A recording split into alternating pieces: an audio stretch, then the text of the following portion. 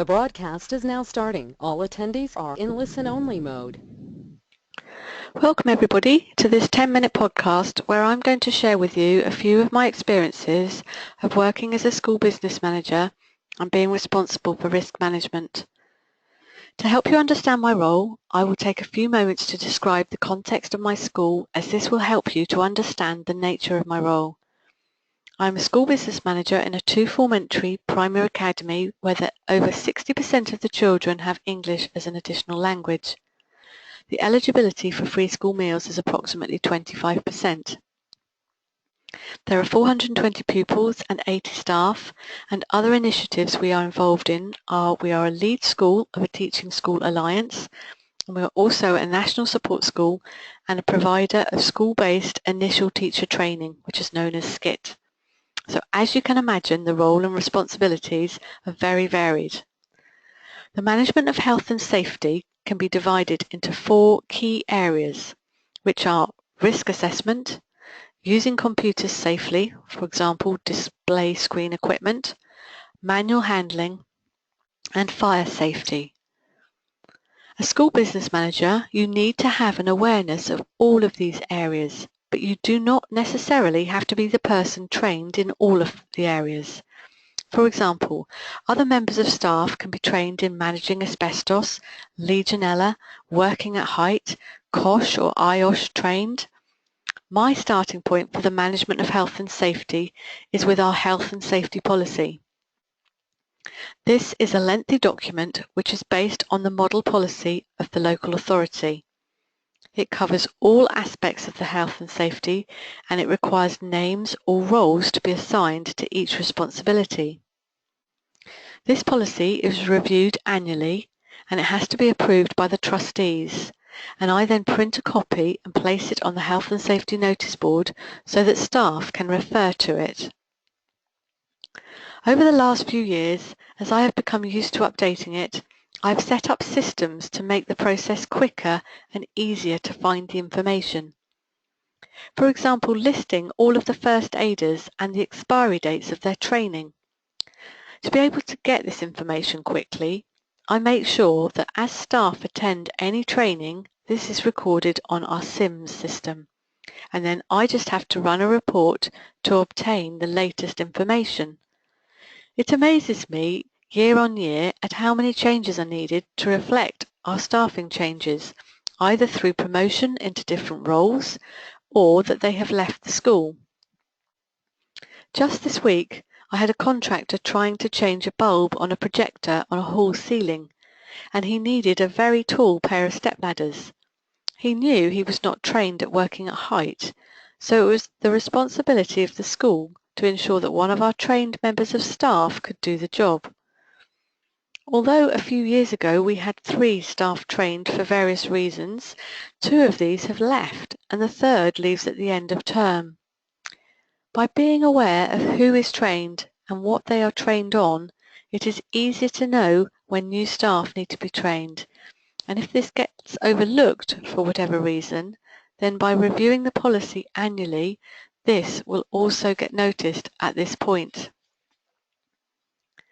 Each year, the local authority have an online health and safety compliance report to be completed, which covers every area of health and safety and quite literally asks approximately 200 questions. When I first had to complete this report, I thought I personally had to answer each one, even though for some of the areas I had no idea of the information. I realised that if you are to have effective health and safety procedures in place, you need more than just one person to be managing health and safety. You need all the staff to be aware that they have a responsibility for health and safety as well. I therefore split the 200 questions between the senior management team and asked them to return the answers to me and sign to say that they've actioned them. In turn, I know that they may need to consult with their teams and to answer the questions, but again, this helps to spread the awareness of health and safety. Every 4 years, we have a health and safety inspection from the local authority team, and this is a rigorous review of our procedures. The very first inspection I was involved in, I realised that the management of health and safety is all about being able to supply evidence that the Academy is actually managing it. It was not enough to verbally confirm to the inspector that we do this or yes we do that. He wanted to see evidence of the action I had taken. For example, I realised that some of the classroom ceilings had asbestos in the Artex. Yet one of the teachers had made a display of all of the planets hanging down from the ceiling and had used drawing pins to hold each planet in place using a piece of string. Rather than verbally advise that this was not acceptable, I sent an email to all staff advising that this was not to be carried out, and should anyone else have done the same, to come and talk to me before removing the drawing pins. Another example was a few weeks ago, a contractor fitting new cables in the loft somehow managed to put his knee through the asbestos ceiling, and a large section of the ceiling fell to the floor. Now I know that the risk from the asbestos was very, very low, but to reassure staff and contractors that the area was safe, there were certain steps I had to take to manage the situation. These included covering the hole with polythene, just initially to keep the area as clear as we could do with the dust, using a special H-type vacuum cleaner and wearing protective clothing. I had to have the area carefully cleared of as much dust as we were able to do. The immediate area was then vacuumed and cleaned before finally paying a company to come on site and carry out an air reassurance test. Only when the results of this were known could I allow staff and contractors back in the area. All of this had to be documented as evidence of how the situation had been managed. A large construction project is being undertaken, and the contractors needed to get electricity from the school's power supply. I lost count of how many times I asked for a certificate as evidence that the alteration had been carried out by an approved electrician. When they knocked through into the existing school building, I knew that for fire safety reasons they had to properly compartmentalise the area. Again, I had to be very assertive and clear in what they legally had to do so that they met fire safety regulations. I found this quite difficult, as I had 3 chaps from the construction team telling me it wasn't necessary. So to support my request, I contacted the fire safety officer from a course I had attended previously, and I asked him to email the relevant section of the legislation. I soon got the area compartmentalised. Another issue was being advised they wanted to have a dehumidifier switched on all weekend. A quick request to see that if it had been PAT tested ensured that when it became evident that it hadn't been tested, it was very clear it couldn't be used and left unattended all weekend. Having to listen to the contractors telling me this would delay the build was not a pleasant experience, but I knew for health and safety reasons I was right. I don't find it easy being responsible for health and safety in the school, as you are seen as like the nag bag. Staff know when they are doing something wrong. For example, standing on a chair to put up a display rather than take the time to get the stepladder.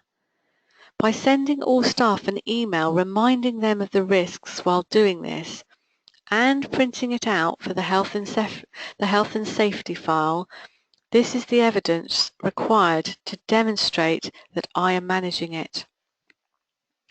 Well, with all of the deliveries at the moment, some of them are large and heavy, so manual handling training is necessary before staff try and move something heavy.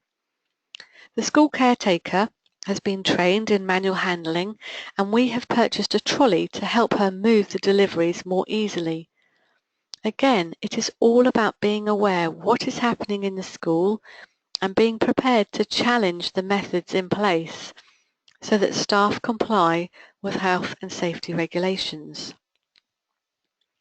As an academy, we had to take out our own insurance, so the insurance company wanted to come out and carry out a risk assessment before taking us on their books. This was a very in-depth look at what we do, or what we did, but one thing I learnt is that communication is key. For example, we had some potholes in the drive to the school, which is shared with another organisation who had had building work going on.